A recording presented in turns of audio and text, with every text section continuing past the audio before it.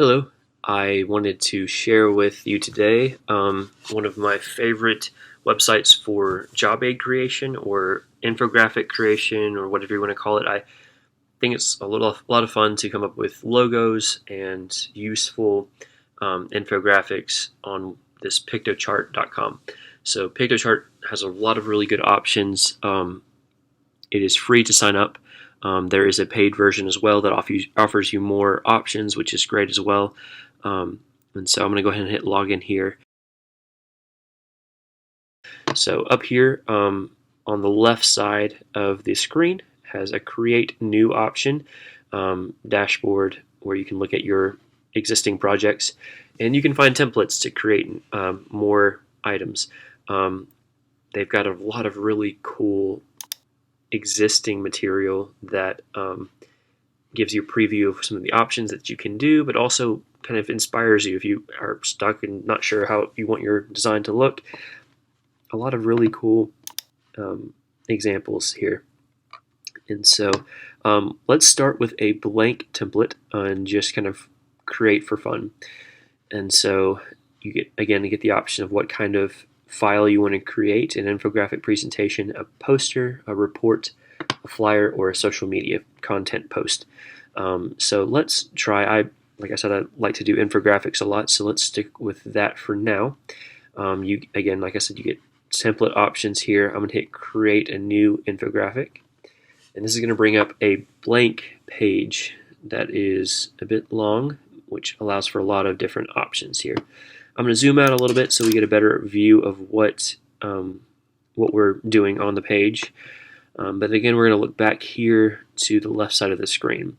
So we've got graphics. That's going to be your shapes and icons here. You've got your basic shapes, but you can also add less basic shapes or sport icons or journaling, politics, people, banners.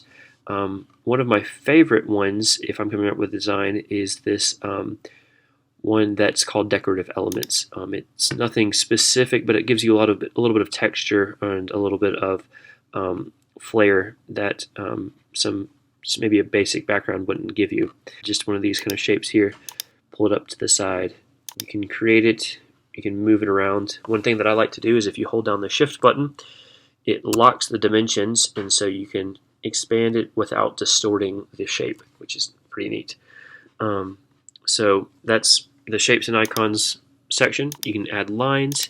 I really like this feature because you can do a dashed line. You can come up here to the top. You can make it a solid line, or same drop-down menu is going to give you a dotted option. So you can change what that looks like. And I'm going to zoom in here a little bit so we can get a better view of what we're working with. You'll see the dot here. If I pull this down, it actually expands the number of dots, so it doesn't distort the shape of the dots, which to me is just really nice. It doesn't warp anything, which I think is a good feature. So that's a nice option to have here. Let's say you notice it's not showing up on the black background there, so you wanted to change the color. That little paint bucket's going to allow you to do that. But then it doesn't show up with the white, so we can change it to something that shows up on both. And so lots of good options there. You can change the opacity. You can create a hyperlink. You can change the width of the image, and you can arrange the item, which is nice. So when you have lots of text elements and graphic elements, you can adjust where everything shows up on the page. Then you've got photos. It uses the website Unsplash, which is a really good free image website that doesn't have any royalties or duties that you owe, so it's free to use on any picture or website that you want. And then you can actually add a frame. So say I wanted to create this image here in a triangular shaped background. So let's zoom out again. Put this triangle a little offset. Now notice I can't get back to that picture behind it. So what I can do is I can hit arrange and send to back. And that sends everything to the back. I'm going to delete this design element here, but I'm going to take this, I'm holding down my mouse button here, I'm going to drag and drop it into the, or take the image and drag it into the photo frame there, and now you notice it is in that shape, which is a really cool option there. So let's take a look now at some of the other options we have. You can upload your own images here. You can browse what you have.